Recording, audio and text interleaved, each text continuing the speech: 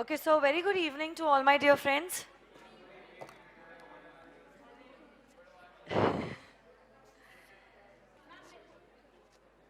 Chapter number चालू हो गया आप लोगों का.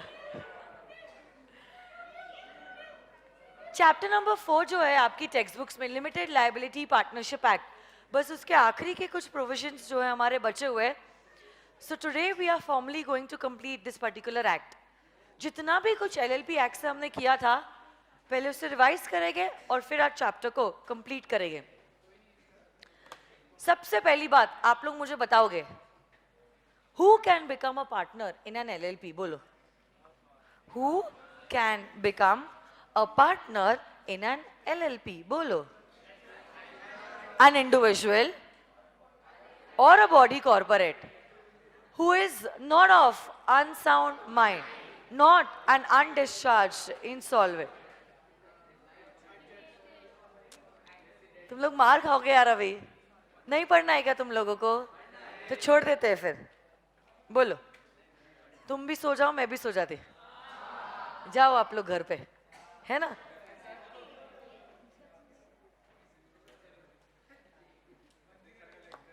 क्या? तो ले लो छुट्टी, बंक कर लो.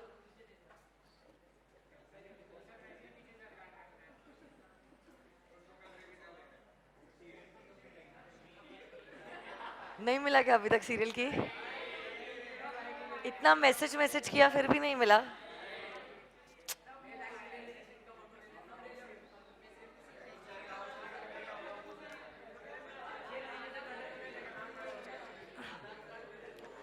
चलो बस अभी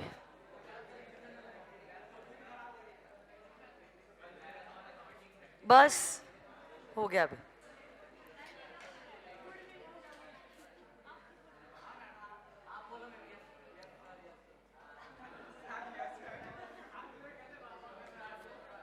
हो गया क्या बेटा बातें करके? हो गया बातें करके? नहीं हुई क्या बातें करके? हो गई ना? हाँ. तुम लोग भी क्या क्या बातें कर रहे हो?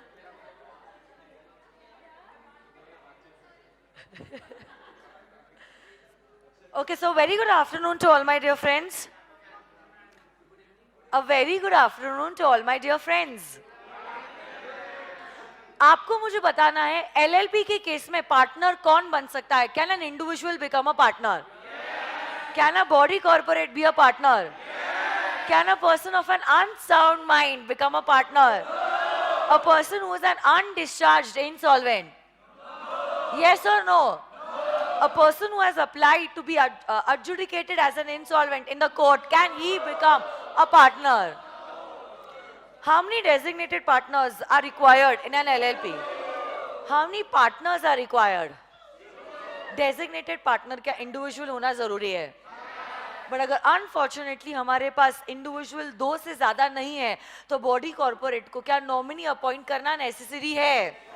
यही नॉमिनी क्या बनेगा the DP of this part LLP.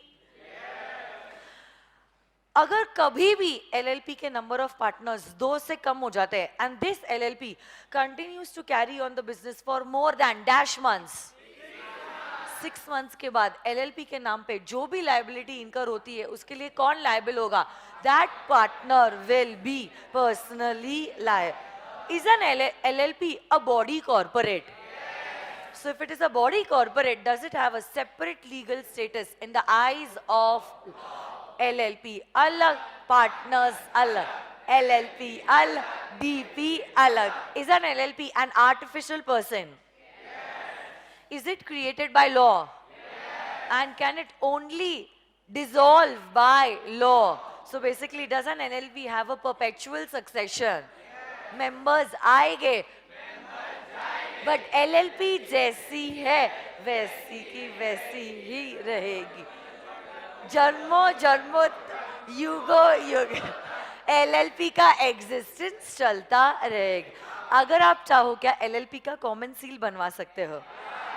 Liability limited या अनलिमिटेड पार्टनर्स की? यस, उसके बाद क्या डॉक्यूमेंट्स का फाइलिंग यूजुअली ई मोड में होता है? अगर आप चाहो कि आपकी फर्म को एलएलपी में कन्वर्ट कर सकते हो, प्राइवेट कंपनी को कन्वर्ट कर सकते हो in an LLP, unlisted public company का भी कन्वर्जन क्या एलएलपी में पॉसिबल है? It is governed bye schedule 2, 3, 4 respectively. Yes or no, guys? Can an LLP be incorporated for a charitable purpose? So it should be incorporated only for the purpose of making profits. Mutual agency का relationship क्या LLP के partners के बीच में exist करता है? हमारे क्या compliances company form of organisation में एलएलपी में कम है या ज्यादा है? बट वैसे ही जैसे लाइबिलिटी अनलिमिटेड होती है पार्टनर्स की, एलएलपी के केस में यस पार्टनर्स की लाइबिलिटी लिमिटेड होती है. So basically we have tried to take the advantage of both company as well as a partnership firm. LLP को इनकॉर्पोरेट करने के लिए कम से कम कितने लोग लगते हैं? यही 2 पार्टनर्स और प्लस मैनेजर्स, मतलब डीपीज कम से कम कितने होने चाहिए? बट इनकॉर्पोरेशन शुरू करने के पहले क्या आप आपके एलएलपी का नेम रिजर्व करवाओगे? Name is reserve to form number, e form number. Your reservation will be for a period of, और उसके बाद आपका नाम shall not be undesirable. So आपके एलएलपी का नाम shall not be similar to another corporate का नाम. आपके एलएलपी का नाम shall not be similar to any other trademark. आपके एलएलपी के नाम में फेडरल, नेशनल, सेंट्रल, बोलो ना, कोर्ट, ट्रिब्यूनल, ये सारे शब्दों का इस्तेमाल आप जैसे ही नाम ग्रांट हो जाता है, आप बहुत सारे डॉक्यूमेंट्स एलएलपी के रजिस्ट्रार के पास देते हो. क्या आप मुझे बता सकते हो कौन से है वो डॉक्यूमेंट्स जो एलएलपी के रजिस्ट्रार को आप सबमिट करते हो? बोलो. पार्टनर का नेम, पार्टनर का address, name and address of designated partner, name and address of L, nature of business and consent of partners, consent of designated partner. कितने दिनों के अंदर आपको मिल जाएगा सर्टिफिकेट ऑफ इनकॉर्पोरेशन? 14 डेज के अंदर. जैसे ही आपको इनकॉर्पोरेशन का सर्टिफिकेट मिल जाता है, is a separate person in the eyes of law now into the existence.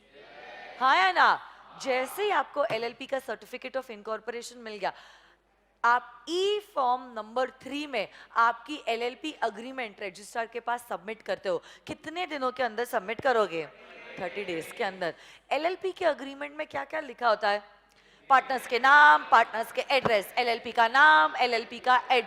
क्या ये एलएलपी एट विल है या for a particular fixed duration के लिए है? उसके बाद PSR, capital contribution, arbitration, calculation of goodwill, rights and duties of the partners, remuneration मिलेगा या नहीं मिलेगा, इंटरेस्ट चार्ज किया जाएगा या नहीं किया जाएगा, यही सारी चीजें लिखती होती है इन द एलएलपी अग्रीमेंट. आप लोग मुझे बताओगे एक चीज, कोई भी पार्टनर को अगर एलएलपी से रिटायर होना है, क्या उसे एलएलपी को और दूसरे पार्टनर्स को नोटिस देनी होगी? This notice shall be sent at least how many days prior to your retirement? 30 days prior to your intention to get retirement.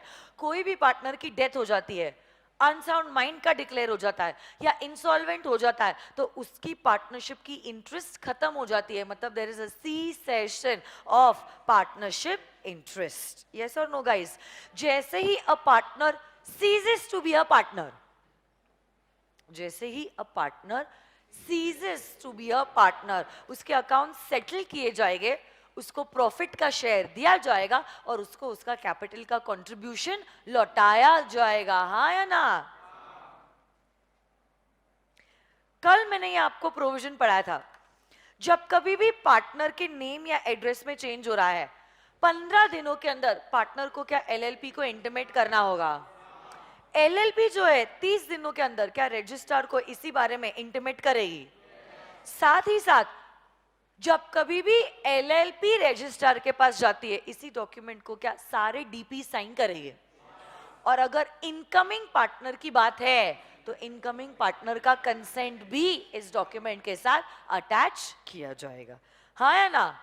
तो नेम और एड्रेस चेंज होता है तब तो पार्टनर एलएलपी को बताता है, बट एलएलपी रजिस्ट्रार को कब बताती है? नेम एंड एड्रेस पार्टनर का चेंज हुआ है, इनकमिंग पार्टनर है, आउटगोइंग पार्टनर है, तीनों भी केसेस में एलएलपी को रजिस्ट्रार को इसके बारे में इंटीमेट करना पड़ता है with in 30 days of the change. Next point, क्या म्यूचुअल एजेंसी का रिलेशनशिप एलएलपी के केस में एग्जिस्ट करता है? So every partner is only bound by his act to the LLP. No partner can bind the other partners. But yes, कोई भी partner ने अगर अपनी ऑथोरिटी एक्सीड की, तब ऐसे केस में ना अदर पार्टनर्स लायबल है ना एलएलपी लायबल है, वो पार्टनर पर्सनली लायबल होगा। यस और नो गाइस? किसी पार्टनर ने ऐसा बताया या ऐसा एक्ट किया जैसे कि वो एलएलपी का पार्टनर है, बट रियलिटी में वो एलएलपी का पार्टनर नहीं होता है, and the third party believes him to be a partner of that LLP, then such a person will be considered as a partner by holding out. अगली चीज जो हमने करी थी, कल ही हमने करी थी, वो ये था कि कोई भी पार्टनर अगर फ्रॉड करता है in the name of the LLP, तो एलएलपी लायबल नहीं होती है, वो पार्टनर लायबल होगा, और वो भी उसकी लायबिलिटी अनलिमिटेड बनाई जा सकती है। इनफैक्ट अगर फ्रॉड हुआ है, सेंट्रल गवर्नमेंट ने इन्वेस्टिगेशन के लिए ऑर्डर किया है, कोई एम्प्लॉय है या कोई पार्टनर है जिसने सच बोल दिया फ्रॉड के बारे में, ये कांड के बारे में, तो फिर ऐसे केस में ट्रिब्यूनल डिसाइड कर सकती है कि वो एम्प्लॉय को या वो पार्टनर को सजा ना हो या सजा कम हो। बट क्योंकि उसने फ्रॉड के बारे में बताया है या कांड के बारे में इन्वेस्टिंग ऑफिसर को बोला है, तो ऐसे केस में एलएलपी या दूसरे पार्टनर उसको निकाल नहीं सकते, उसको सस्पेंड नहीं कर सकते, उसको थ्रेटन नहीं कर सकते, उसको हैरेस नहीं कर सकते। ये सेक्शन 31 कहता है ऑफ द एलएलपी एक्ट। और कुछ 3-4 सेक्शंस कल में हमारे हुए थे। बुक्स ऑफ अकाउंट्स क्या मेंटेन करने होंगे हर एलएलपी को? Can an LLP maintain books of accounts through the single entry system? तो क्या डबल एंट्री सिस्टम के हिसाब से ही अकाउंटिंग होगा? एंड इनफैक्ट फाइनेंशियल ईयर के 6 मंथ्स के अंदर हर साल आप 2 डॉक्यूमेंट रजिस्ट्रार को सबमिट करते हो। कौन से है वो 2 document? Statement of account and statement of यही 2 डॉक्यूमेंट्स आपको सबमिट करने होते हैं in E form number 8, and these 2 documents have to be signed by all the designated partners. Yes और नो गाइस?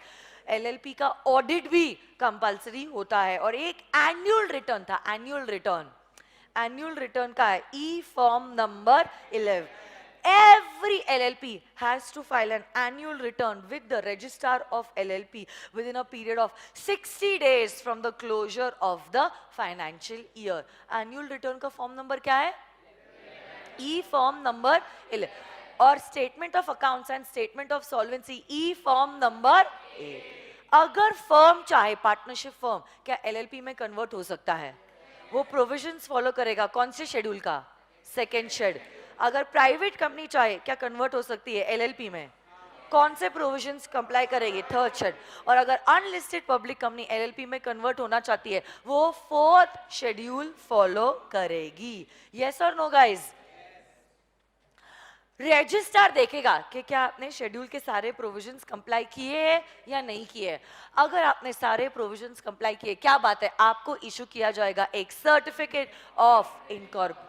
जैसे ही एलएलपी इनकॉर्पोरेट हुई है, 15 दिनों के अंदर आप या तो रजिस्ट्रार ऑफ फर्म्स को इंटिमेट करोगे या तो रजिस्ट्रार ऑफ कंपनीज को इंटिमेट करोगे about this conversion into an LLP. जैसे ही एलएलपी का आपको सर्टिफिकेट ऑफ इनकॉर्पोरेशन मिल जाता है, a separate person in the eyes of law having perpetual succession may have a common seal will exist in the eyes of law, or it will be deemed as if the firm or the private or unlisted public company has been dissolved. Yes or no guys? और registrar of LLP जो है, आपका नाम उनकी books में enter कर देंगे और वो लोग उनकी बुक्स में से आपका नाम हटा देंगे, हाँ या ना? बस इतनी चीजें हमारी कल हुई थी, अब हम बढ़ेंगे आगे। आ जाइए पेज नंबर 176, फॉरेन LLP, आ जाइए।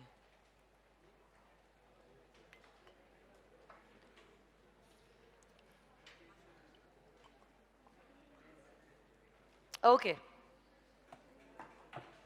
रोज ही गिरता है। Foreign LLP. What is a foreign LLP? Can you all tell me? An LLP incorporated outside, having a place of business. It is having a place of business in India. And because it is having a place of business in India, it is affecting the Indian economy. And that is why in the LLP Act, we have also defined a foreign LLP. और उसी के rules and regulations भी हमने इसी LLP Act में लिखे हैं। खैर, कौन से rules and regulations है is not a part of your syllabus. But you have to understand, because a foreign LLP is doing business in India, it is affecting our economy. And because it is affecting our economy, there should be some control over the foreign LLPs. And to control the foreign LLPs, हमने ये सारे provisions जो है LLP Act में incorporate कर लिए हैं। तो जरूर you are incorporated under some other law, but because you are having a place of business in India in the form of the LLP, you will be governed by the LLP Act. और कौन से provisions govern करेंगे वो central government खुद decide करता है, और central government को हमने rules बनाने के power दिए हैं relating to foreign LLPs. Fortunately, these rules are not applicable to you. Only you have to learn the definition. And why this provision is introduced, I gave you the logic, I gave you the reason. Next point पे आ जाओ, winding up and dissolution.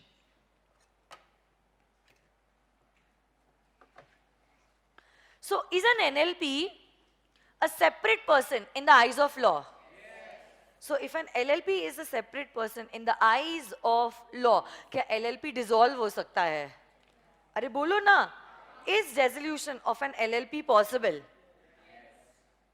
ये section कहता है यही जो डेसोल्यूशन है LLP का,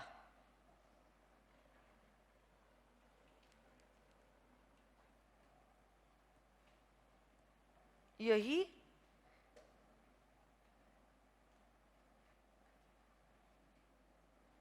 जो डेसोल्यूशन है LLP का, this dissolution of LLP can happen in two cases. One, there could be a voluntary dissolution of the LLP. And the second is sometimes by the order of the tribunal, compulsorily LLP has to be dissolved. So those circumstances में dissolution होता है. One is voluntary. Voluntary मतलब suo moto, on your own. खुद होके जब partners को लगा था उन्होंने LLP बनाई, आज उन्हें लग रहा है कि उन्हें LLP के रूप में बिजनेस नहीं करना है, तो अगर वो चाहे क्या अपने LLP को डिसॉल्व कर सकते हैं? अरे बोलो ना. So one is voluntary and the second is by the order of the tribunal. Voluntary dissolution जब कभी भी करना होता है, at least 3/4 of the partners, जब कभी भी voluntary dissolution होता है, at least 3/4 of the partners should vote in favor.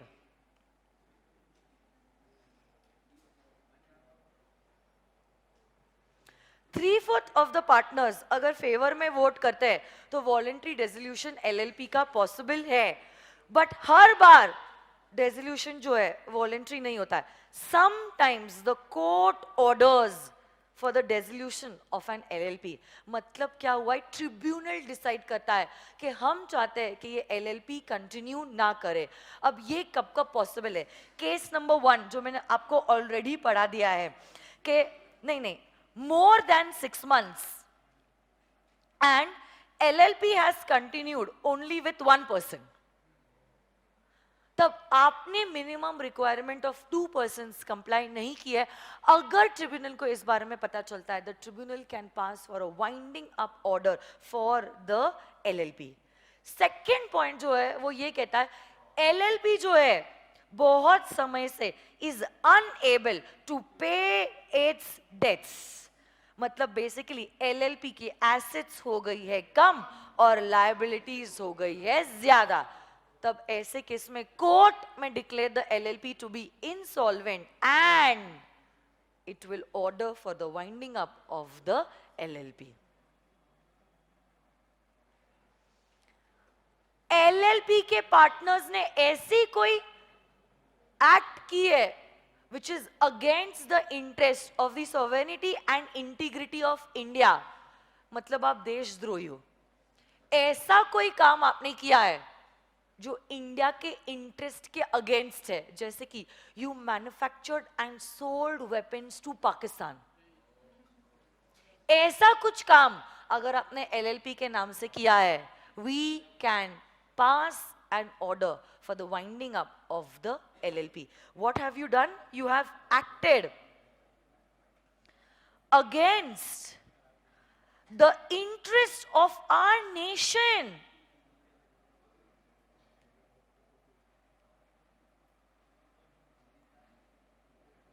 Bharat देश के इंटरेस्ट के अगेंस्ट देशद्रोही हुआ, कुछ काम किया है. And the fourth point says, आपको याद है दो documents, E form number 8 and E form number 11, कौन से दो डॉक्यूमेंट्स है ये? Statement of accounts and solvency and annual returns. ये स्टेटमेंट्स अगर आपने लगातार 5 सालों के लिए फाइल नहीं किया, लगातार 5 सालों के लिए, कॉन्जिक्यूटिव 5 years, कॉन्जिक्यूटिव मतलब एक के बाद एक, एक के बाद एक, 5 सालों के लिए आपने ये डॉक्यूमेंट्स को फाइल नहीं किया है, कोई भी डॉक्यूमेंट हो सकता है आपने एनुअल रिटर्न फाइल किया है but statement of accounts file नहीं किया है 5 सालों के लिए, तो ऐसे केस में द ट्रिब्यूनल में pass an order for your winding up. आपने एनुअल रिटर्न्स या तो फिर स्टेटमेंट ऑफ अकाउंट्स या तो स्टेटमेंट ऑफ सॉल्वेंसी जो है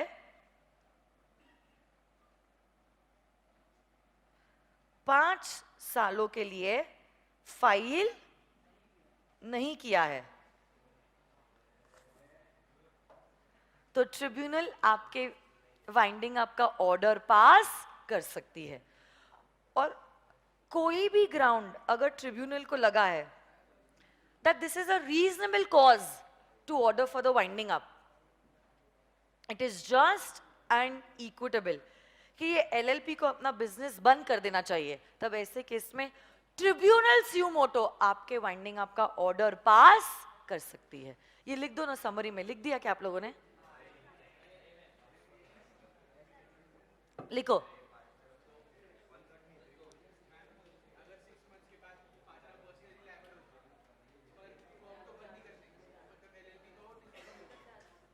अगर ट्रिब्यूनल को नोटिस मिलता है तब ट्रिब्यूनल वाइंडिंग अप का ऑर्डर पास करेगा ना, बट अभी हो सकता है, सुनो ना मेरी बात, 6 months के बाद पर्सन पर्सनली लायबल है, ट्रिब्यूनल का ऑर्डर आया 9th month पे, तो 6th, 7th, 8th month पे that person is personally liable और 9th month के बाद एलएलपी डिसॉल्व हो गया है.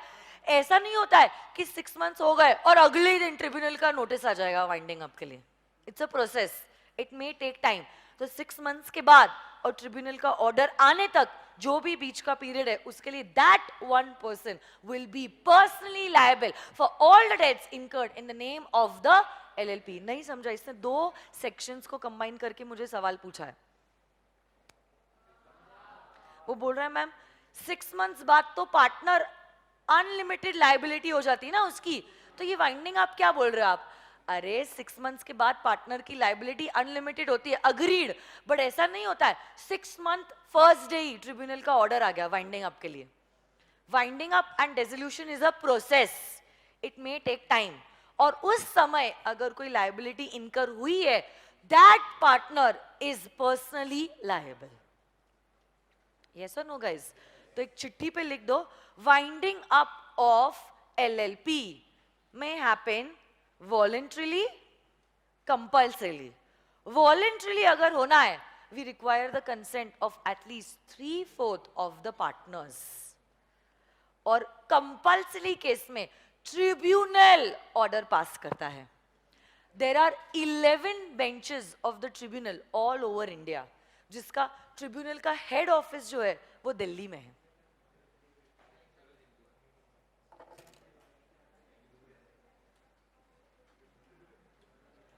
पांच केसेस में ट्रिब्यूनल वाइंडिंग अप का ऑर्डर पास कर सकता है. 1, 6 महीने से ज्यादा हो गया है और एक बंदे ने ही एलएलपी का बिजनेस कंटिन्यू किया है.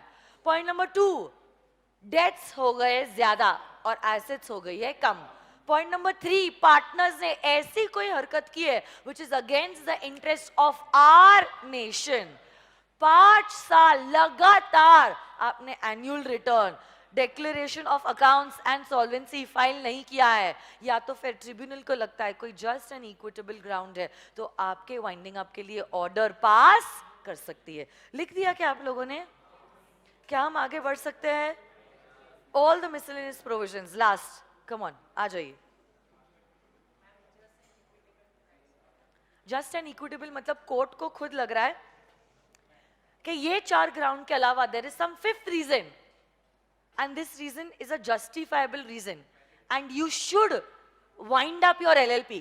Then the tribunal has been given the power कि tribunal order के द्वारा आपको winding up का order दे सकता है. उसके लिए वो 4 reasons होना जरूरी नहीं है. ट्रिब्यूनल को अगर लग रहा है कि ये ग्राउंड वैलिड है और ये एलएलपी को बंद करना चाहिए तो ट्रिब्यूनल ऑर्डर पास कर देगा.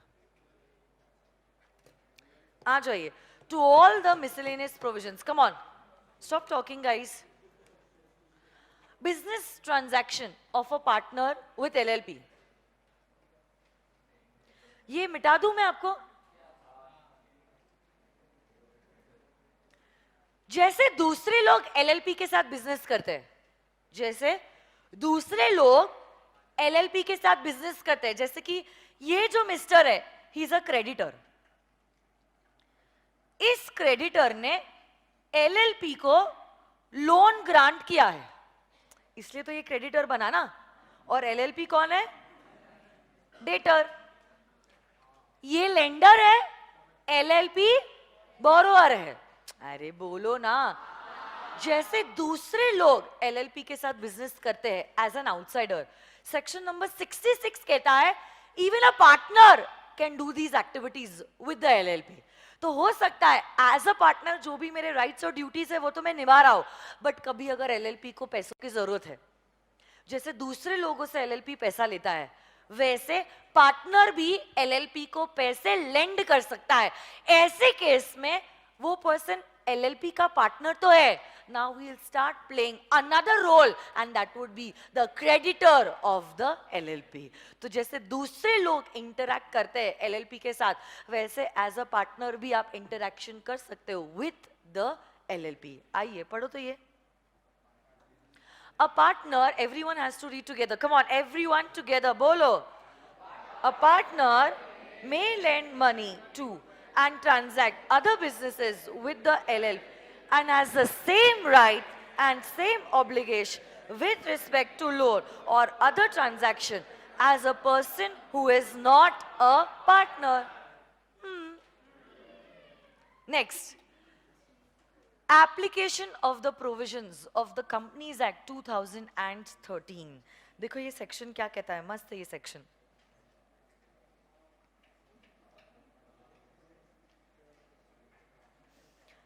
अगर सेंट्रल गवर्नमेंट चाहे, अगर सेंट्रल गवर्नमेंट चाहे ऑफिशियल गैजेट में नोटिफिकेशन इशू करके वो एलएलपी को डायरेक्ट कर सकता है कि कंपनीज एक्ट के ये सेक्शंस एलएलपी को भी गवर्न करेंगे.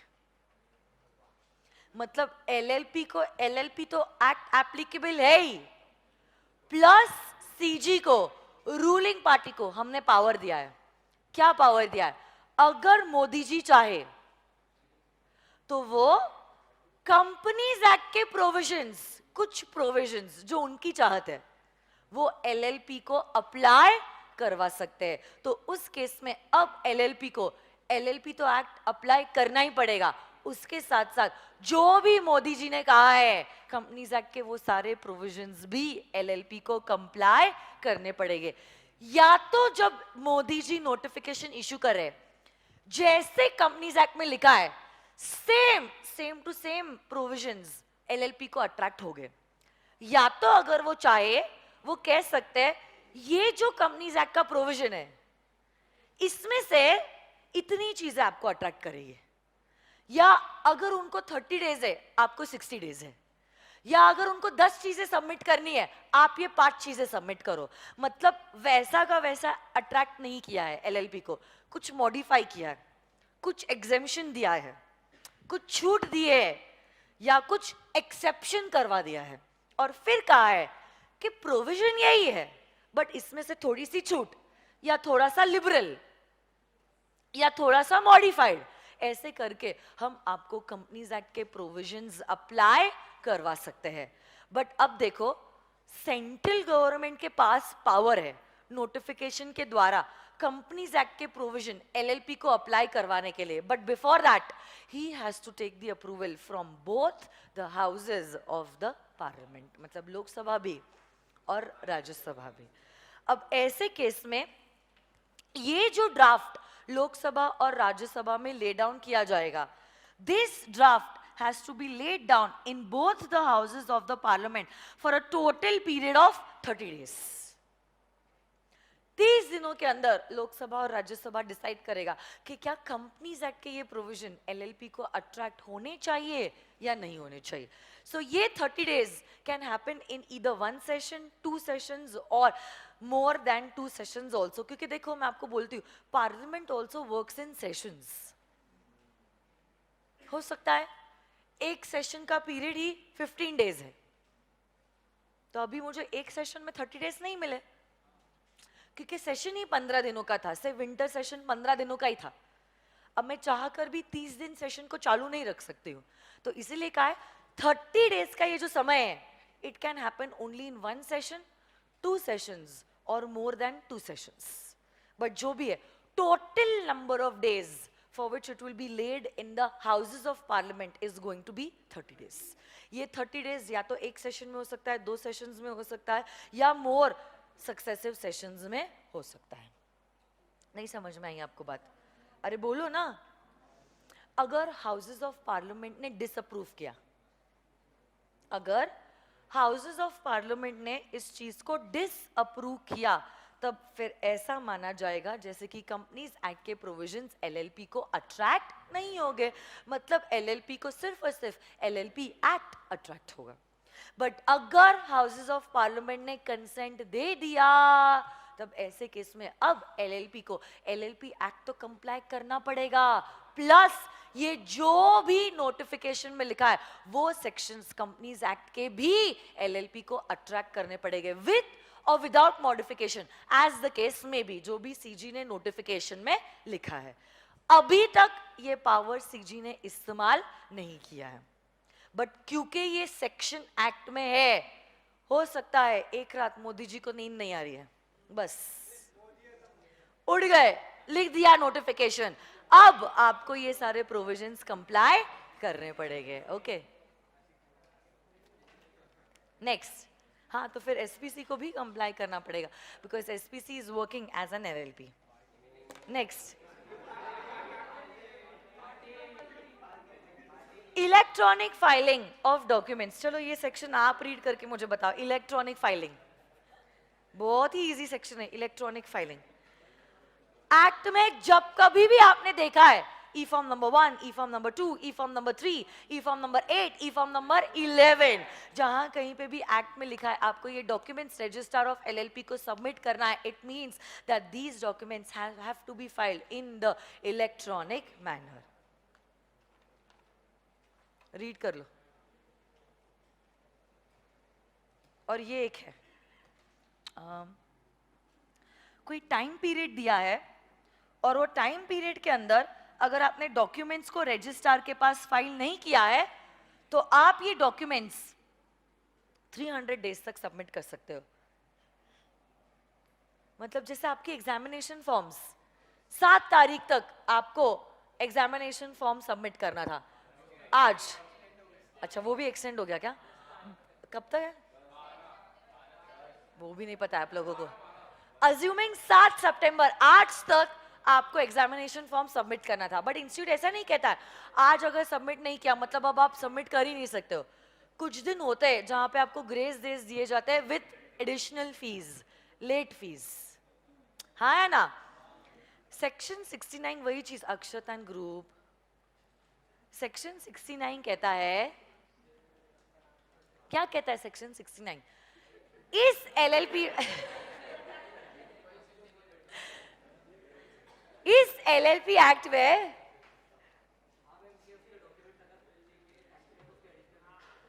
इस एलएलपी एक्ट में कोई भी सेक्शन में अगर हमने लिखा है कि आपको ये डॉक्यूमेंट 60 डेज के अंदर सबमिट करना है, सब लोग ध्यान दीजिए प्लीज, जैसे कि annual return has to be filed within 60 days of the close of the financial year. 60 days के अंदर अगर आपने एनुअल रिटर्न फाइल नहीं किया तो सेक्शन 69 कहता है वो डॉक्यूमेंट को आप फाइल कर सकते हो with in a period of 300 days from the close of the financial year. But जब आप आफ्टर 60 विद इन 300 डॉक्यूमेंट को सबमिट कर रहे हो, आफ्टर 60 मैं क्यों बोल रही हूँ, क्योंकि वो सेक्शन कहता है 60 डेज के अंदर सबमिट करना चाहिए। अगर आपने 60 डेज के अंदर सबमिट नहीं किया तो आप after 60 but with in 300 days submit कर सकते हो। बट जब आप ये विद इन 300 डेज सबमिट कर रहे हो, registrar will ask for additional fees of ₹100 for every day of delay. Will depend ना कितने डेज के बाद आपने सबमिट किया है। Getting this or no?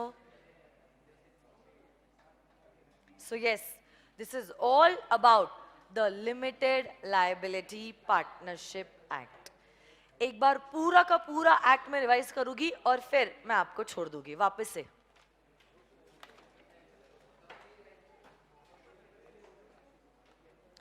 Starting से अभी तक सब कुछ रिवाइज कर रही हूं मैं।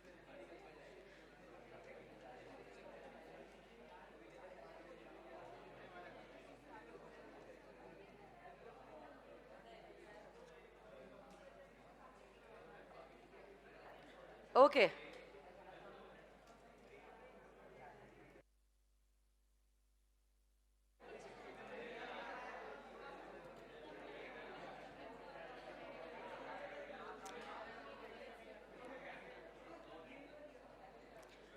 So we are starting with a revision of the Limited Liability Partnership Act. Everyone has to be involved in the revision process. This revision is for you, not जब मैं revision करवाऊंगी, you can open your textbooks and keep it in front of your eyes. कोई भी section अगर आपको लग रहा है आपको जवाब देने नहीं आ रहा है या प्रोविजन गलत बोल रहे हो, please mark it in your textbooks.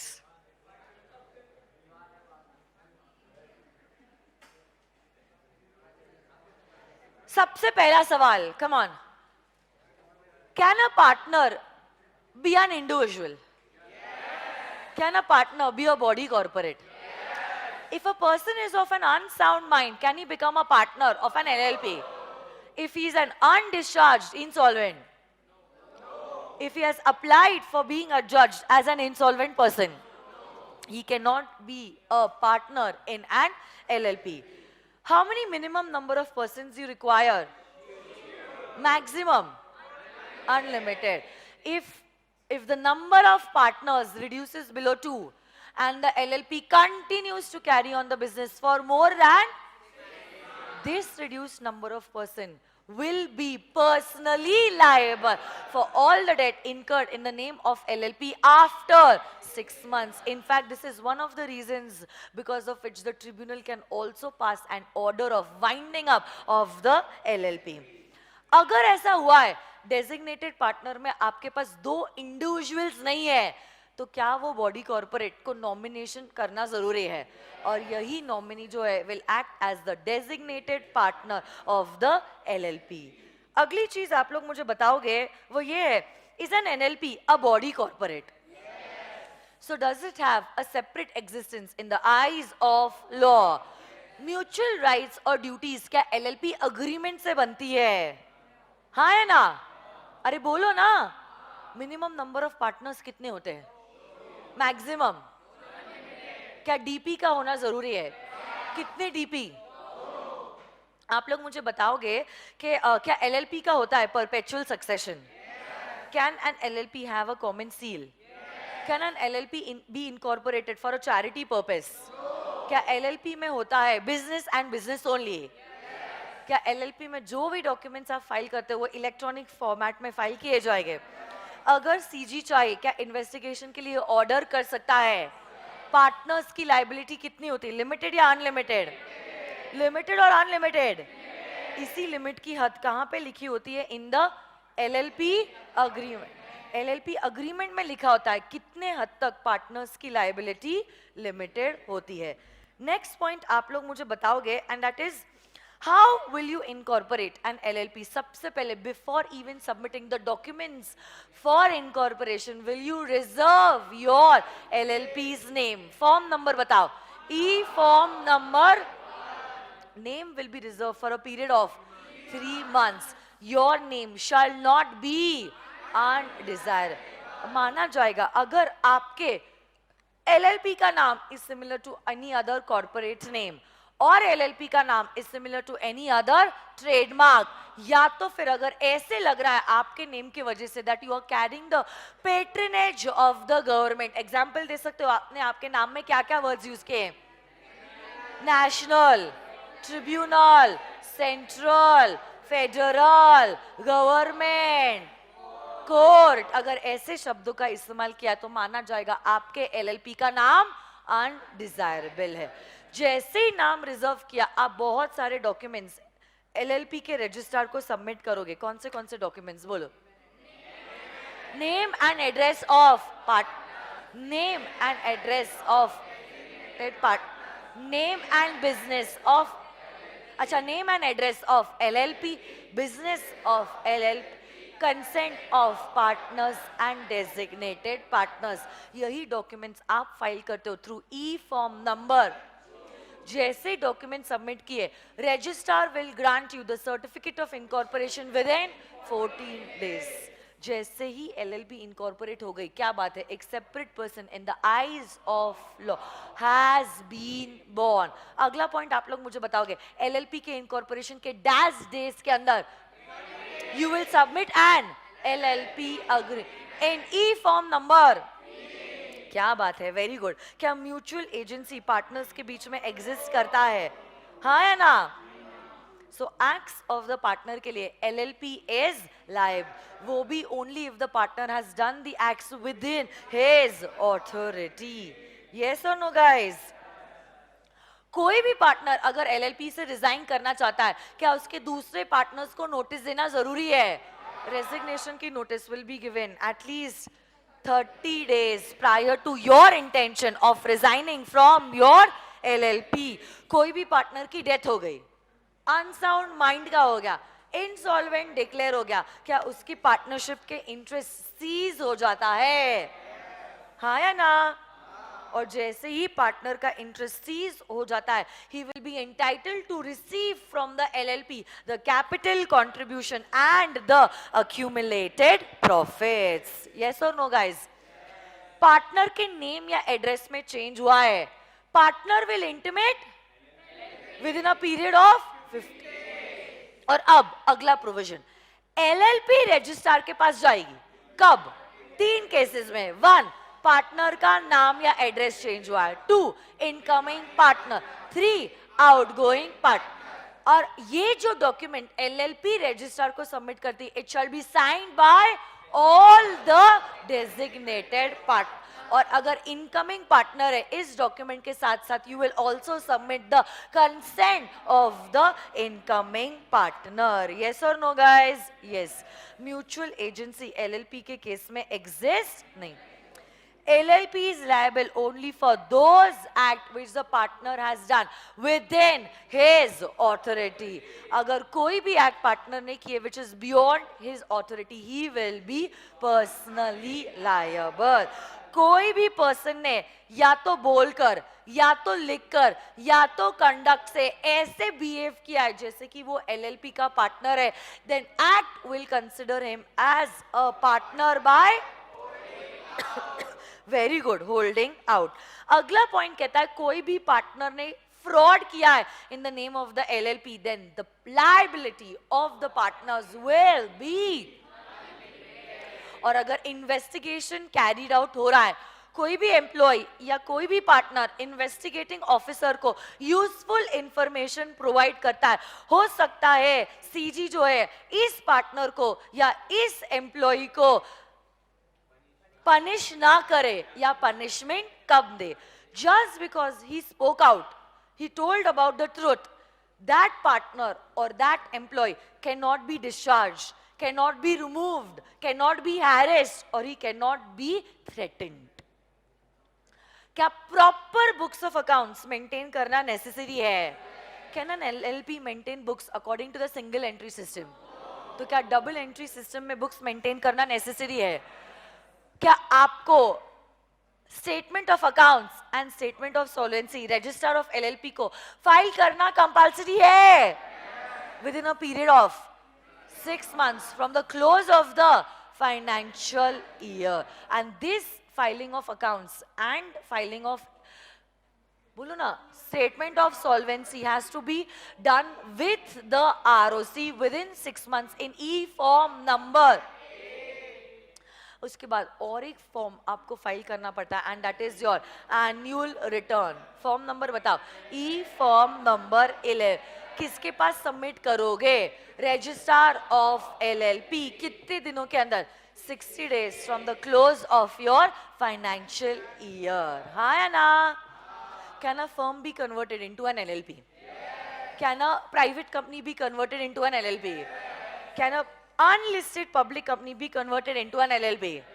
Schedule number 2, 3, 4 respectively. Registrar of LLP को लग रहा है हाँ जो भी provisions है वो comply किए, will the registrar issue a certificate of incorporation, और उसी दिन से LLP will come into existence। जैसे ही COI मिल गया आपको 15 दिनों के अंदर या तो रजिस्ट्रार ऑफ फर्म्स को या तो रजिस्ट्रार ऑफ कंपनीज को एज द केस में भी इसी इनकॉर्पोरेशन ऑफ एलएलपी के बारे में इंटीमेट करना पड़ेगा। जो भी एसेट्स पहले फर्म की थी, प्राइवेट कंपनी की थी, पब्लिक कंपनी की थी, अब वो एलएलपी की हो जाएगी। हाँ या ना? और आपका नाम रजिस्टर ऑफ फर्म्स में से हटाया जाएगा, रजिस्टर ऑफ कंपनीज में से हटाया जाएगा। अब आपकी है एक एलएलपी, ऐसी LLP which is incorporated outside India having a place of business is known as a foreign LLP. क्या वाइंडिंग अप वॉलंटरी हो सकता है? You will require the consent of 3/4 of the partners. क्या वाइंडिंग अप हो सकता है by the order of the tribunal? 5 cases में tribunal order दे सकता है for the winding up of the LLP. 1, LLP has continued to carry on the business for more than with reduced number of partners. Case number 2, LLP is unable to pay its LLP के partners ने ऐसी कोई हरकत की विच is against the interest of Bharat. हाँ या ना? उसके बाद आपने आपके accounts of statement of accounts, statement of solvency या तो एनुअल रिटर्न लगातार पिछले 5 सालों में रजिस्ट्रार ऑफ एलएलपी के पास submit. And last case is अगर ट्रिब्यूनल को लग रहा है there is some just and equitable ground, it can order for your winding up. जिससे दूसरे लोग एलएलपी के साथ बिजनेस ट्रांजैक्ट करते हैं, वैसे क्या पार्टनर भी एलएलपी के साथ बिजनेस ट्रांजैक्ट कर सकता है? अगर मोदी की सरकार चाहे, सीजी चाहे, क्या वो कंपनीज एक्ट के प्रोविजन एलएलपी के ऊपर लगा सकती है?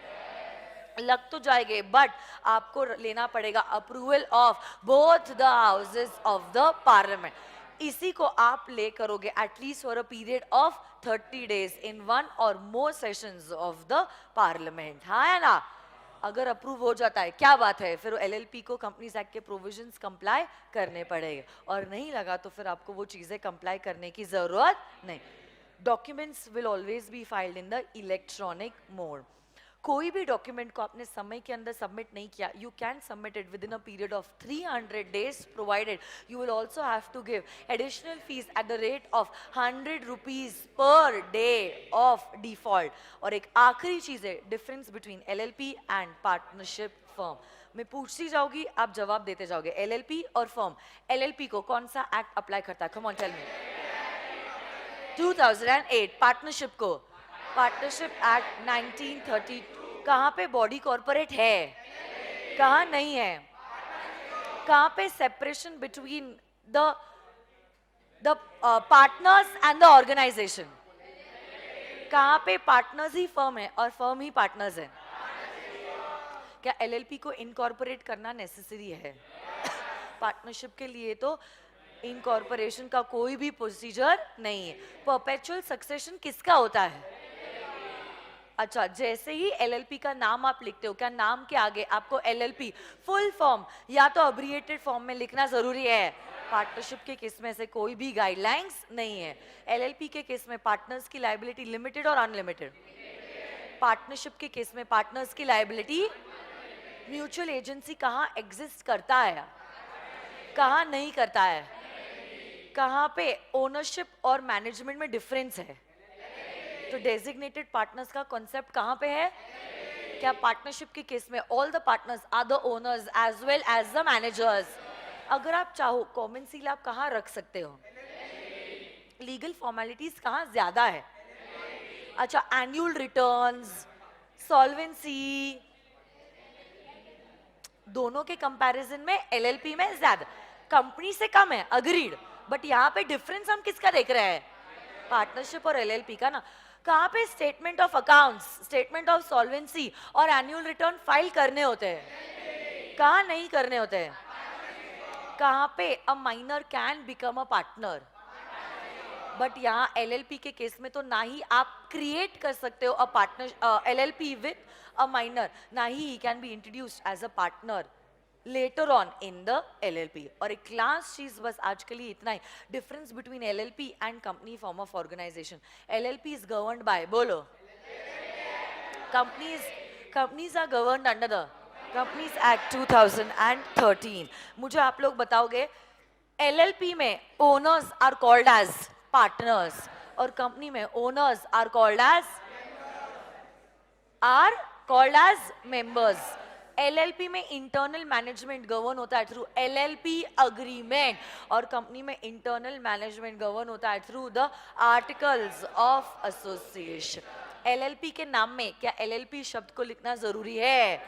Partnership company form of organisation में प्राइवेट लिमिटेड या पब्लिक लिमिटेड आप लिखते हो. LLP के केस में minimum number of partners, maximum. Company form of organisation OPC minimum 1, maximum. Private company minimum, maximum. Public company minimum, maximum. Designated partners होते हैं LLP के मैनेजर्स, डायरेक्टर्स होते हैं कंपनी के मैनेजर्स. LLP के केस में मिनिमम DP, यहाँ पे OPC के केस में minimum director 1, private company minimum director 2, public company minimum director. Yes और नो गाइस? क्या हुआ? So this is a difference between a company and an LLP. बस LLP एक्ट में ही इतना ही. आज के लिए इतना. Thank you so much.